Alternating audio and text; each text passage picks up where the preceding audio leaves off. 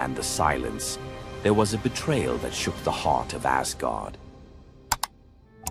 Balder was the light of Asgard, cherished by gods and mortals alike. His laughter filled the halls, a warmth that even the golden apples of Idun could not rival. When ominous dreams began to trouble him, his mother Frigg, desperate to protect her son, secured oaths from every creature and object in existence never to harm him. All, that is, except the mistletoe, too slight, too innocent to warrant suspicion. Loki saw opportunity in what others dismissed. He fashioned a dart from that fragile branch and sought out Hoder, Balder's blind brother. "Here," Loki murmured, placing the weapon in Hoder's uncertain grasp, "let me guide your hand." The dart struck its mark. In an instant, Balder's light was snuffed out, his presence gone from the world. The gods stood in stunned silence, their joy shattered. Loki lingered in the shadows, the faintest smile on his lips, before slipping away unseen. The prose Edda tells us the pyre burned for 9 nights. Balder's wife, Nanna, overcome with grief, cast herself onto the flames, her spirit entwined with his. The gods heaped treasures upon the funeral bier, Odin's ring Draupnir, Balder's own ship Hringhorni, to honor him, but no offering could fill the void left behind. The air grew heavy with suspicion. As the smoke twisted skyward, word spread of an old woman whispering to Hoder in the moments before the fatal blow. When Thor forced the truth from a trembling servant, silence fell like a shroud.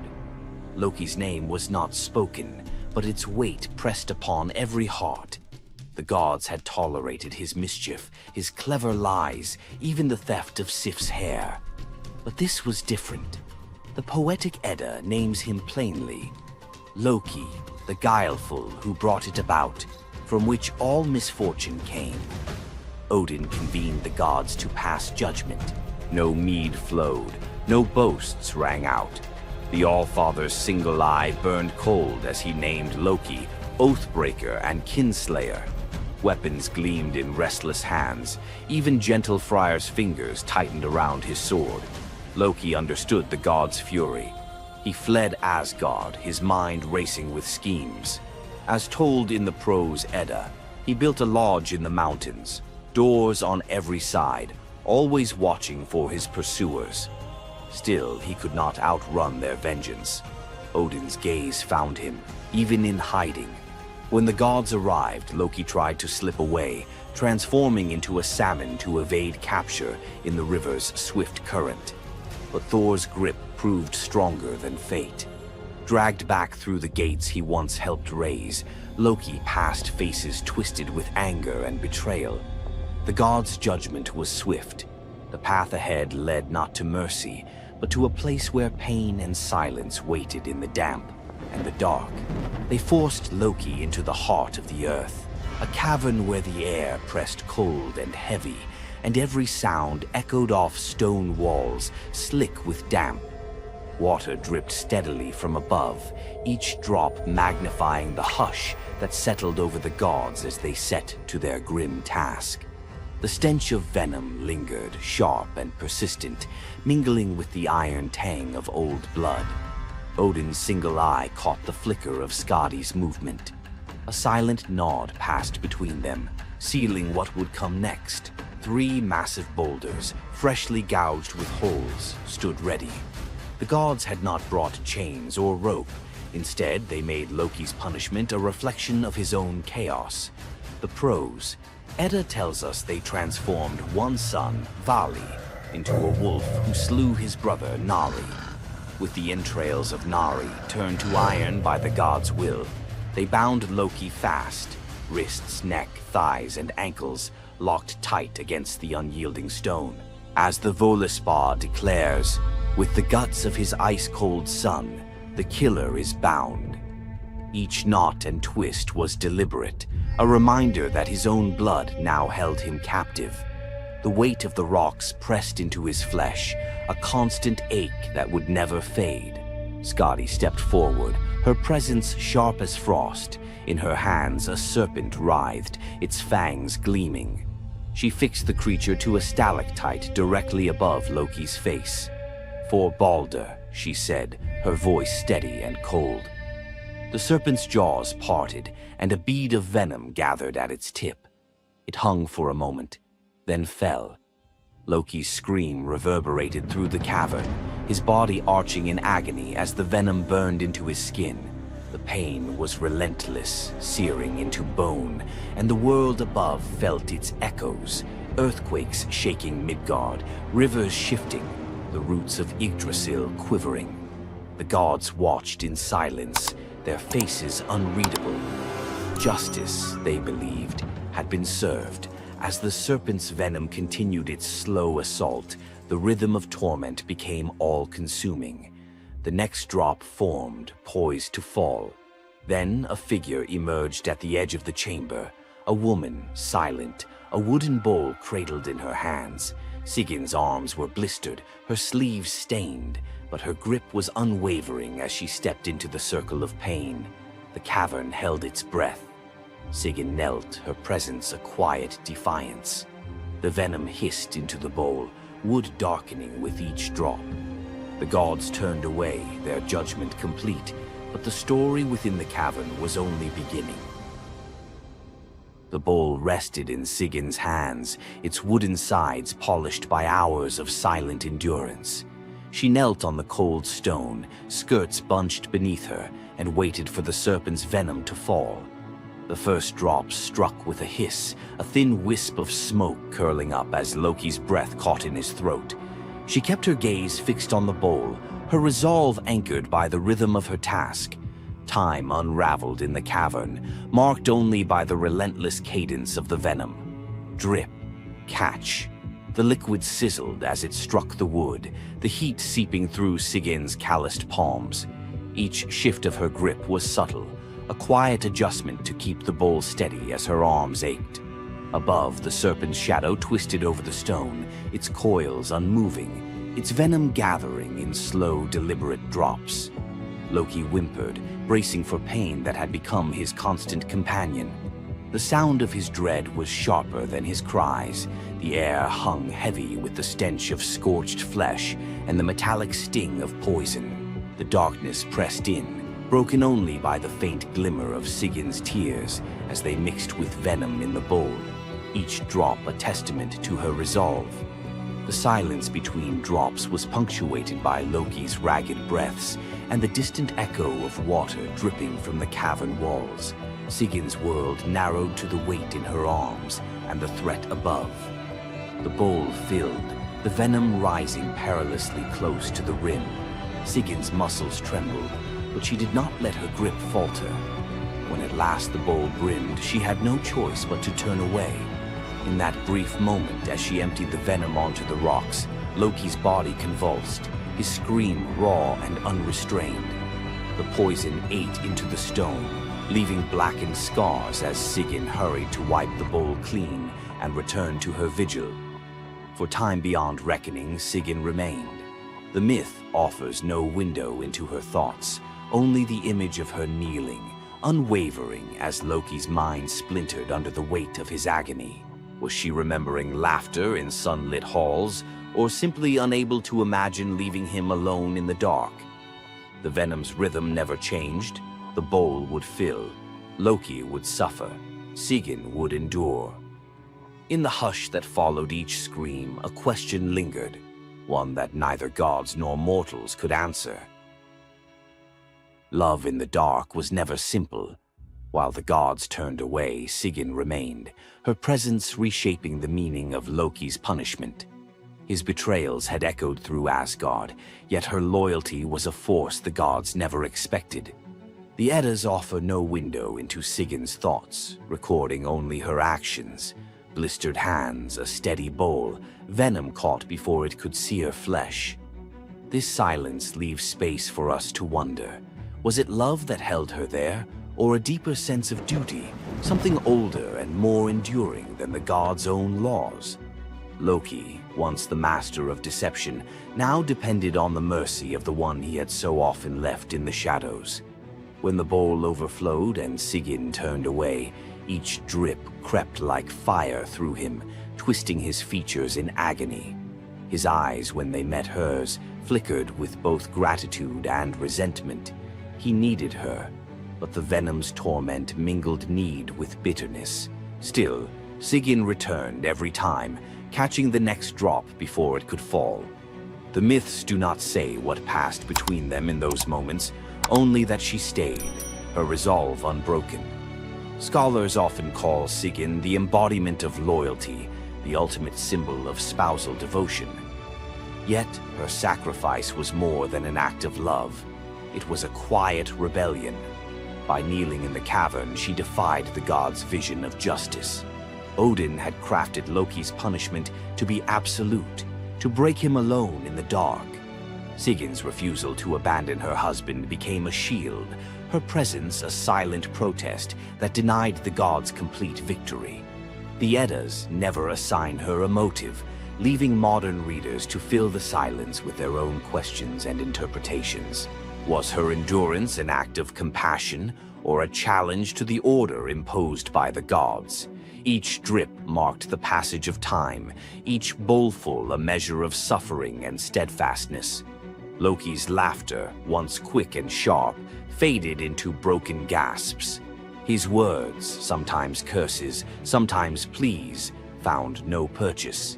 Sigyn's hands grew raw and ruined, but she did not falter. The cycle of pain and mercy continued, unbroken. In the end, it was not just Loki who endured the god's punishment. Sigyn's vigil transformed it, turning isolation into a shared ordeal.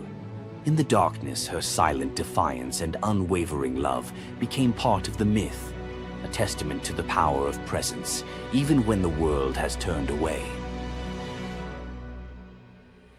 Sigyn's vigil stands as one of Norse myth's quiet marvels, a steady presence in the shadows, her strength measured not in battle, but in endurance beside the one the gods condemned. As Loki writhed beneath the venom's relentless burn, Sigyn's hands never wavered. The Eddas remember her not for words or deeds of glory, but for the silent rhythm of her care.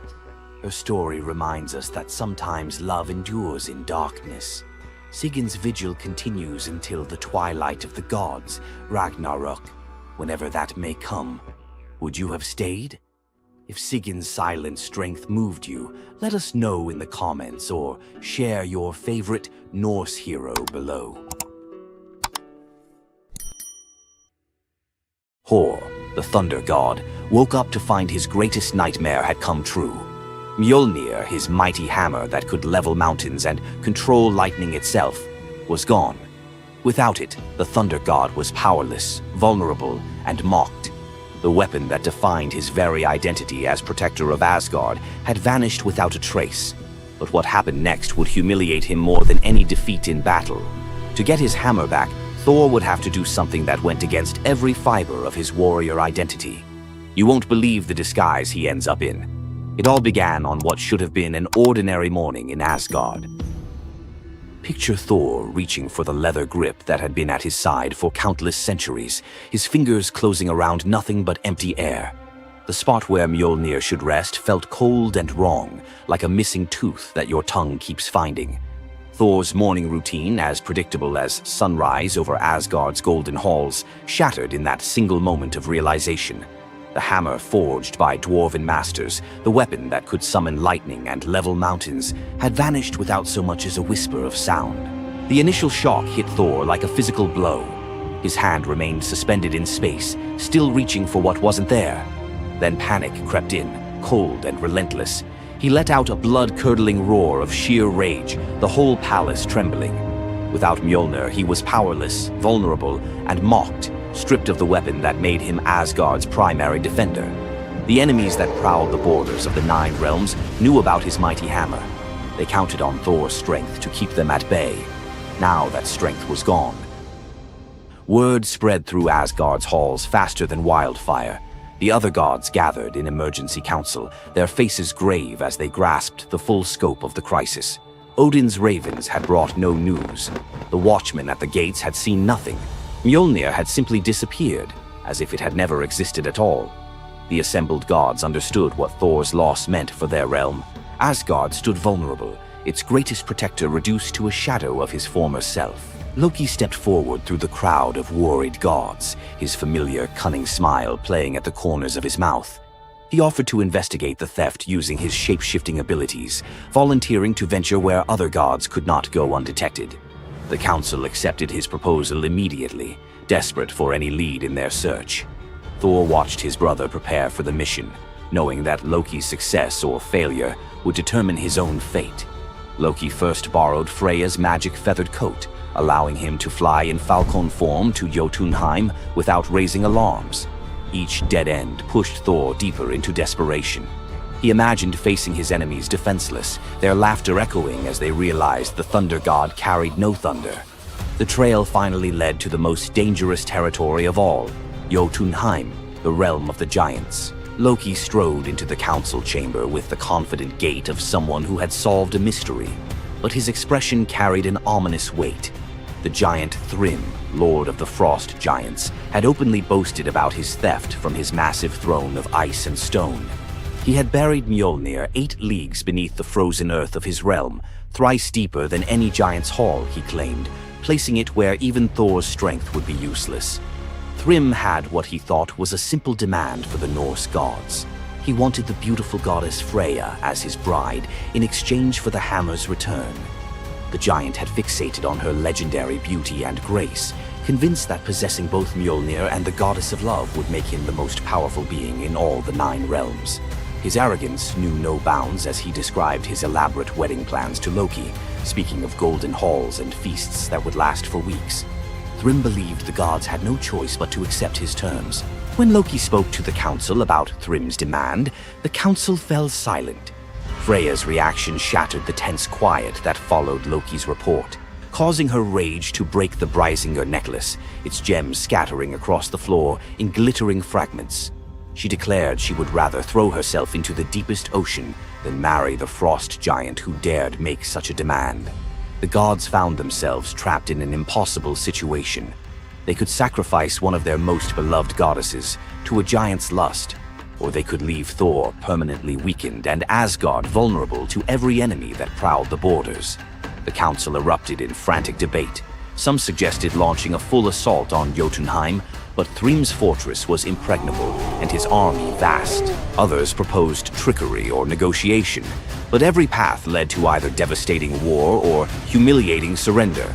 Heimdall, the far-seeing guardian who watched over the Rainbow Bridge, had remained silent throughout the heated discussions. When he finally spoke, his words stopped every conversation in the hall. His suggestion was so outrageous, so completely unthinkable, that even Loki's jaw dropped open in shock.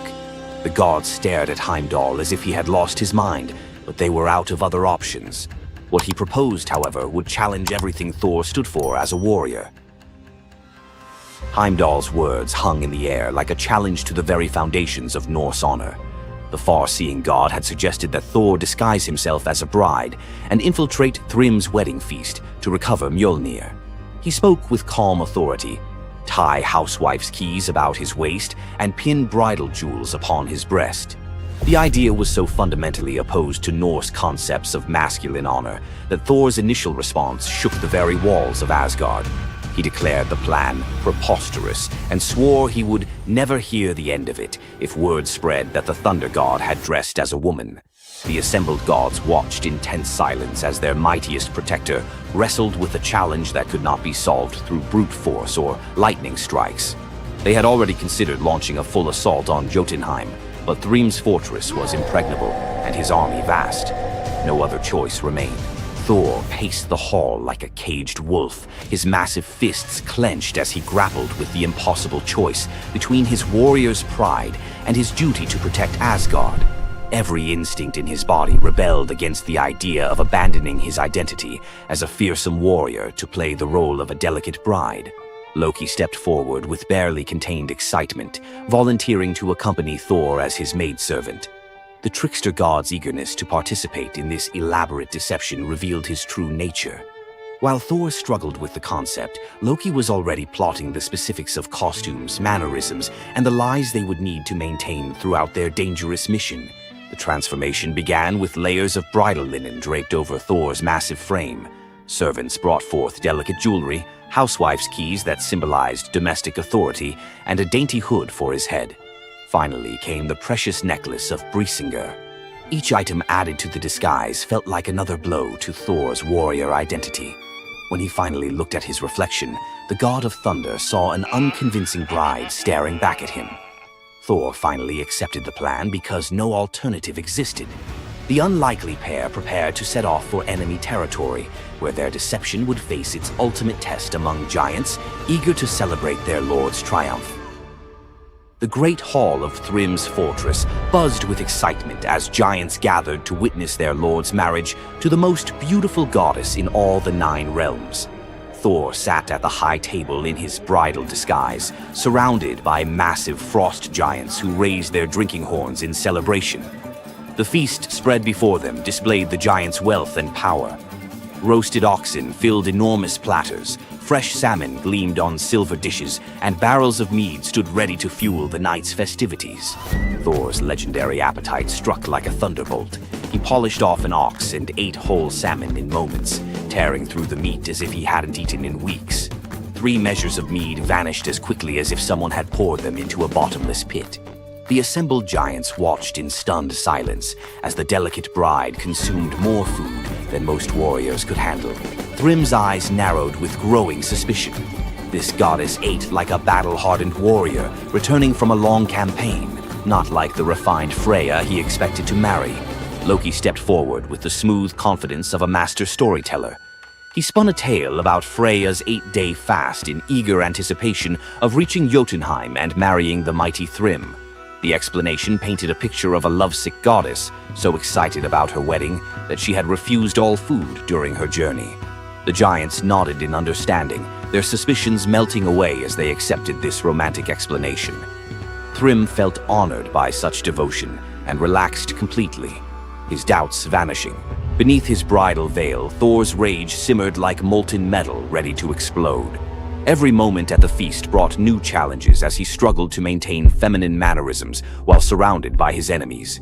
His massive hands shook with barely controlled fury as he watched the giants celebrate what they believed was their victory over Asgard. The critical moment finally arrived. Thrym commanded his servants to bring Mjolnir forth, the very moment Thor had trained his eyes on since dawn. The servants placed the legendary weapon before the disguised bride as part of the traditional ceremony. Thor's fingers closed around Mjolnir's familiar handle, and lightning immediately crackled through the hall. He ripped away his bridal veil and roared his true identity to the shocked giants. Thrym's eyes widened in terror as he realized the bride he had been celebrating was actually the god of thunder himself. Thor swung Mjolnir, killing Thrym instantly after crushing his skull with Mjolnir, then turned on the assembled giants, and even the pleading giantess met Mjolnir's crack before the hall fell silent. The theft that had begun with arrogance ended in complete destruction. This tale reveals how even the mightiest heroes must sometimes sacrifice their pride to protect what matters most. Back in Asgard, the Aesir never spoke of the bearded bride again, though a few still hide a smirk when Thor raises Mjolnir. And we end this story with a very valuable lesson. Never steal Thor's hammer. And if you're going to, don't make him dress like a woman.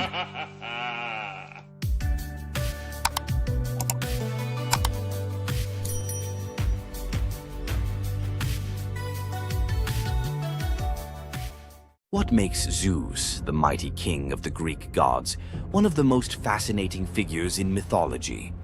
Is it his unparalleled power over the skies, his cunning strategies, or the sheer drama of his endless affairs? While his tales are legendary, there's one story that stands out: the epic battle that earned Zeus his throne, the Titanomachy. This isn't just a story of a god's rise to power, it's a tale of rebellion, alliances, betrayal, and the ultimate struggle between 2 generations of divine beings. Stay with us as we dive into the myth of the Titanomachy, Zeus's role in overthrowing the Titans, and the secrets that shaped his reign. Before Zeus became the king of the gods, his father, Cronus, ruled the cosmos. Cronus was the youngest of the Titans, a race of primordial deities born of Uranus, the sky, and Gaia, the earth. The Titans were immensely powerful, but also deeply flawed. Cronus had gained power by overthrowing his own father, Uranus, in a brutal act of betrayal. But just as Cronus had betrayed his father, a prophecy loomed over him, warning that one of his own children would overthrow him. To prevent this, Cronus took a horrifying precaution. He swallowed each of his children as they were born, imprisoning them in his stomach for eternity. But Gaia, the ever-watchful mother of the gods, wasn't about to let this happen again. When Rhea, Cronus's wife, gave birth to Zeus, Gaia devised a plan. Rhea tricked Cronus by handing him a stone wrapped in swaddling clothes, which he swallowed, believing it was his newborn son. Meanwhile, Zeus was spirited away to a hidden cave on the island of Crete, where he was raised in secret. Zeus grew up under the care of nymphs and a goat named Amalthea, who nourished him with her milk. As he matured, Zeus learned of his father's tyranny and vowed to free his siblings and challenge Cronus's rule. Zeus couldn't take on Cronus and the Titans alone. He needed allies. His first move was to rescue his siblings trapped inside Cronus. With the help of the goddess Metis, Zeus tricked Cronus into drinking a potion that caused him to vomit up his children: Hestia, Demeter, Hera, Hades, and Poseidon, fully grown and ready for battle. Now united, the 6 Olympian siblings declared war on Cronus and the Titans. But the Titans were powerful, and the war, known as the Titanomachy, would rage for 10 years with no clear victor. Realizing they needed an advantage, Zeus turned to the most unlikely of allies, the Hecatonchires and the Cyclopes. These were monstrous children of Gaia and Uranus, imprisoned in Tartarus by Cronus out of fear of their immense power. The Hecatonchires had 100 hands and unparalleled strength, while the Cyclopes were master craftsmen. Zeus descended into Tartarus, defeated its terrifying guardians, and freed these imprisoned beings. In gratitude, the Cyclopes forged weapons for Zeus and his brothers. Zeus received the thunderbolt, Poseidon the trident, and Hades a helmet of invisibility. With these tools and the raw power of the Hecatonchires, the Olympians finally had the upper hand. The final clash of the Titanomachy was a cosmic spectacle. The Titans, led by Cronus, unleashed their full fury, shaking the very foundations of the universe. Mountains crumbled, seas boiled, and the skies erupted in chaos. But Zeus and his allies were relentless. Zeus hurled his thunderbolts with unerring precision, scorching the battlefield and scattering the Titans' ranks. Poseidon unleashed massive earthquakes, and Hades used his helmet of invisibility to sow confusion among their enemies.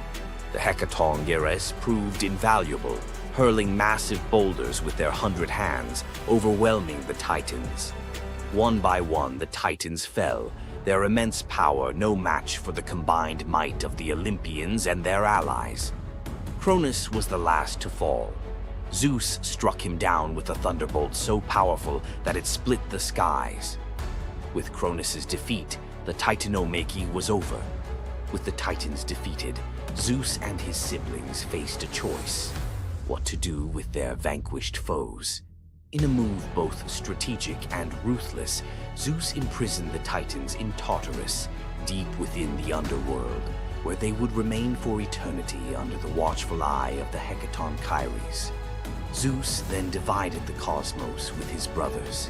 He claimed the skies as his domain, Poseidon took the seas, and Hades ruled the underworld. Together, they established the rule of the Olympians, with Zeus as their undisputed king. But the Titanomachy left scars. Gaia, enraged by the imprisonment of her Titan children, gave birth to new monstrous beings to challenge Zeus's reign. Among them was Typhon, a creature so fearsome that even the gods trembled before him. Typhon's battle with Zeus is another story for another day, but it serves as a reminder that power in the ancient world was never secure. Zeus's rise to power marked the beginning of a new era, but his reign was anything but peaceful. While he was the king of the gods, his rule was marked by constant challenges, from rebellious mortals to jealous deities and his own unquenchable desire for love and control. Zeus was both a protector and a tyrant, a figure who inspired awe and fear. His thunderbolts were a symbol of justice, but they were also a tool of destruction. He fathered countless children, both mortal and divine, and his many affairs often sparked conflict among the gods. Yet, despite his flaws, Zeus's rule brought stability to a chaotic world. Under his reign, the gods established order, overseeing the realms of humans and maintaining the delicate balance between earth, sea, and sky. The myth of Zeus and the Titanomachy isn't just a tale of war. It's a story about the cycles of power and rebellion. Just as Zeus overthrew Cronus, who had overthrown Uranus, Greek myths suggest that even the mightiest rulers are vulnerable to the forces of change. Zeus's story reminds us that leadership comes with its own set of challenges. It's not just about gaining power, it's about maintaining it, often at great cost. Zeus's rise to power is one of the most thrilling tales in mythology, filled with battles, alliances, and sacrifices. But what do you think? Was Zeus a just ruler, or was he simply another tyrant destined to fall like the Titans before him? Let us know your thoughts in the comments below. Don't forget to like this video if you enjoyed this dive into Greek mythology, share it with fellow myth lovers, and subscribe to our channel for more epic tales from the ancient world. Until next time, remember, the gods may rule from above, but their stories remind us of the struggles we all face below. You thought fairy tales were magical. Think again. The real origins of these classic tales are disturbing, gruesome, and filled with horror. Many of these stories have been sanitized for modern audiences, but their original versions were filled with betrayal, curses, and brutal consequences. From Pinocchio's horrifying fate to the true story of Bluebeard, let's dive into the darker side of fairy tales that history tried to erase. Fairy tales weren't always about happily ever after. Many of them were cautionary tales, warning of real dangers, human cruelty, and supernatural horrors. 1. The original Pinocchio, a gruesome fate. Before Disney made him a lovable puppet, Carlo Collodi's original Pinocchio was a terrifying little troublemaker. Instead of learning his lesson, he was hanged from a tree by a group of bandits, left to suffocate as a punishment for his misdeeds. 2. Bluebeard, the serial killer's tale. Bluebeard was not a misunderstood nobleman. He was a full-blown serial killer. In Charles Perrault's version, Bluebeard marries multiple women and forbids them from entering one locked room. When his latest wife disobeys, she discovers the corpses of his past wives, hanging from hooks. He nearly kills her too, but she's saved at the last second by her brothers. Some believe this gruesome tale was inspired by real-life figures like Gilles de Rais, a nobleman convicted of horrific crimes. 3. The Pied Piper, a tale of mass disappearance. The Pied Piper of Hamelin was not just about a man who played music to lead away rats. He also took the children. In some versions, the town refuses to pay him for his services, so he takes revenge by luring all of their children into a cave, where they are never seen again. Historians believe this could be based on a real event, where an entire group of children from Hamelin mysteriously vanished in the Middle Ages. 4. Rumpelstiltskin, a vengeful trickster. In the original versions of Rumpelstiltskin, when the young queen guesses his name, he doesn't just leave. He flies into a rage so intense that he tears himself in half. In some versions, he stomps on the ground in fury, falling into a pit and disappearing forever. His obsession with taking the queen's child has led some to believe he wasn't just a trickster, but something far darker. 5. The Robber Bridegroom, A Wedding Night Nightmare. This lesser-known grim tale tells the story of a young woman forced to marry a wealthy man. Suspicious of her husband-to-be, she follows him to his home, only to discover that he and his band of robbers murder and eat women. She watches in horror as they butcher a young girl, cutting her into pieces. Luckily, she escapes and exposes them, leading to their execution. 6. The Juniper Tree, a tale of cannibalism and revenge. One of the most horrifying grim fairy tales, The Juniper Tree tells of a stepmother who decapitates her stepson, cooks his body, and feeds it to his unsuspecting father. The boy's sister buries his bones under a juniper tree, and from the tree the boy returns as a vengeful spirit, transforming into a bird and dropping a millstone on his stepmother, crushing her to death. 7. The Girl Without Hands, a story of betrayal and survival.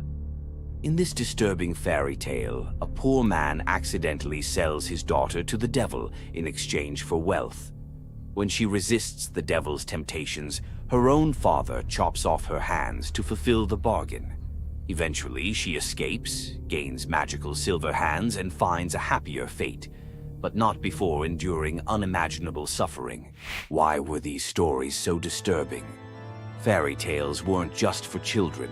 They were warnings, morality lessons, and sometimes outright horror stories meant to instill fear and obedience.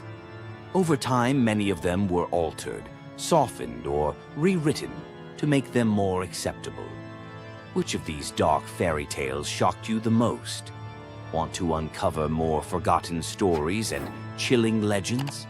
Subscribe now and dive into the forgotten history of fairy tales. What would you do if you gave up everything for love, only to be betrayed by the one you trusted most? In the Greek myth of Medea, love led to ultimate revenge, and the consequences were deadly. Let's dive into this tragic tale. Medea, a sorceress of immense power, fell in love with Jason, the leader of the Argonauts, when he came to her homeland seeking help.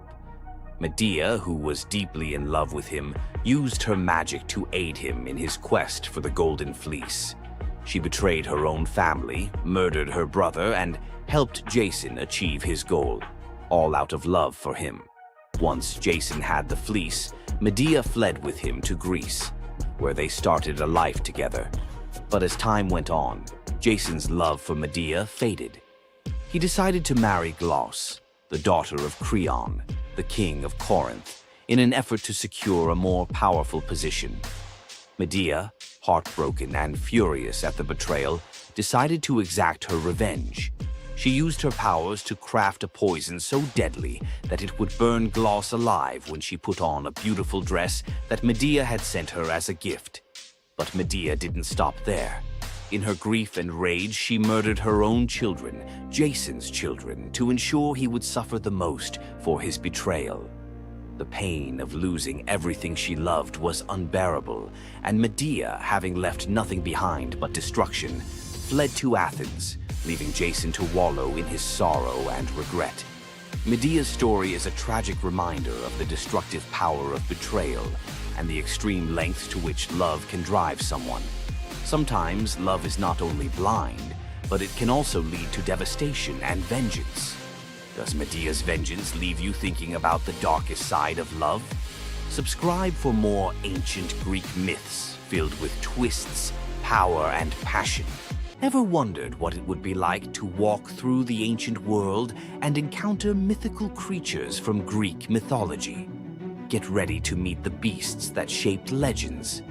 In Greek mythology, creatures were more than just beasts. They were symbols of the forces of nature, God's will, and humanity's struggle with the unknown. From the terrifying Minotaur lurking in the labyrinth to the mesmerizing sirens luring sailors to their doom, these creatures were as captivating as they were dangerous. The mighty Hydra, with its multiple heads that regrew each time they were cut off, was a symbol of unstoppable power. The Cerberus, the three-headed dog guarding the gates of the underworld, represented the barrier between life and death. But not all mythical creatures were monsters. The graceful Pegasus, a winged horse born from the blood of Medusa, symbolizes freedom and the pursuit of the heavens. These creatures still live on in our stories, haunting the shadows of ancient Greece and whispering through the winds of time. Which Greek mythological creature fascinates you the most? Share your thoughts and don't forget to subscribe for more legendary tales from Greek mythology. Imagine being one of the greatest hunters in the world, known for your unmatched speed and skill. But despite all your abilities, your destiny is determined by a simple golden apple. Let me tell you the tragic tale of Atalanta, the huntress who couldn't escape her fate. Atalanta was abandoned at birth by her father, Zeus, who didn't want a daughter. Left to die in the wilderness, she was raised by a she-bear, learning to hunt and survive.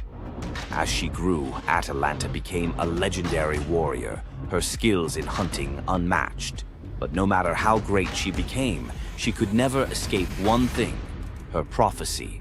A prophecy foretold that Atalanta would only marry a man who could outrun her in a race. As the years went by, many suitors came, eager to win her hand.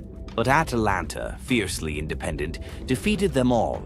Her speed was unbeatable, and no man could match her skill. Then came Medea, a brave hero who had heard of Atalanta's strength and beauty. Unlike the others, he didn't boast about his abilities. Instead, he came prepared with a plan. Medea, knowing Atalanta's curse, asked the goddess Aphrodite for help. She granted him 3 golden apples, which he used to distract Atalanta during their race. As Atalanta raced ahead, confident of her victory, Medea tossed the apples one by one in her path. The golden apples were so beautiful, they distracted Atalanta just enough to slow her down. In the end, Medea won the race, and Atalanta was forced to marry him, despite her reluctance to give up her independence. But the story doesn't end in happiness.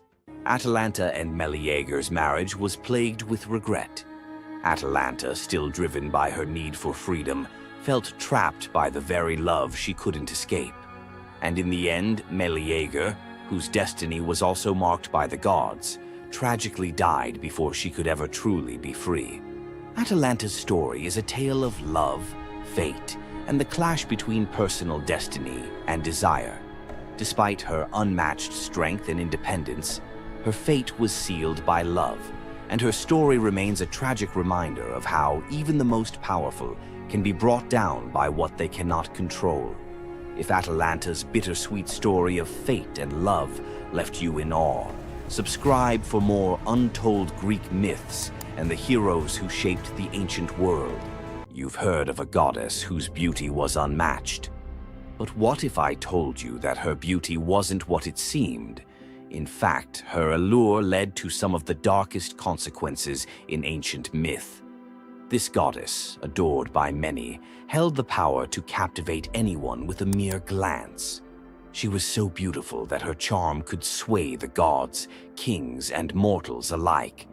But this beauty came with a deadly price. The goddess we're talking about is none other than Aphrodite, the Greek goddess of love and beauty. While she is often depicted as the epitome of grace, sensuality, and allure, her beauty was more of a curse than a gift. Aphrodite's powers extended beyond just physical beauty. Her charm was irresistible, but it came at a cost. Her very presence could bring turmoil. Many heroes and kings fell victim to their obsession with her. Take Paris, for instance. His decision to choose Aphrodite as the fairest of the goddesses set in motion the events that led to the Trojan War. His desire for her beauty caused the death of thousands and the fall of Troy. But Aphrodite's beauty didn't just destroy men, it could break gods too. The tale of her and Ares, the god of war, exemplifies this. While Aphrodite was married to Hephaestus, the god of blacksmiths, her passionate affair with Ares led to chaos among the gods. Her beauty wasn't just about attraction, it caused jealousy, betrayal, and ultimately destruction.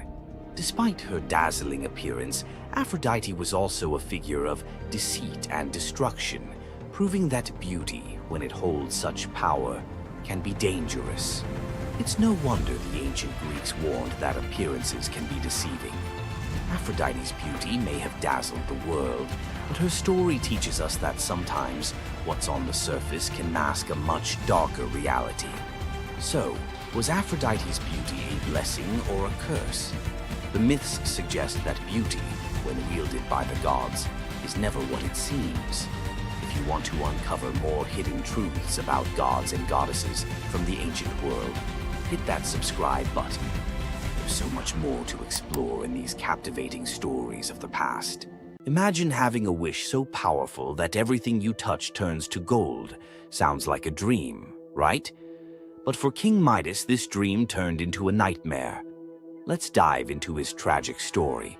Once upon a time, King Midas ruled over a prosperous kingdom known for his wealth and opulence. But Midas wasn't just content with riches. He wanted more. He wished for the ability to turn anything he touched into gold. One day, the god Dionysus appeared before him and, impressed by Midas's devotion, granted him the wish. At first, Midas was overjoyed. Everything he touched, his food, his treasures, his furniture, transformed into gold. His wealth grew beyond imagination, and his joy knew no bounds. But soon, Midas realized the curse of his wish. He touched a rose, gold. He touched his food, gold. Desperate for a meal, he tried to drink water, gold. In horror, Midas realized that even his daughter, whom he loved dearly, turned into a lifeless golden statue when he touched her.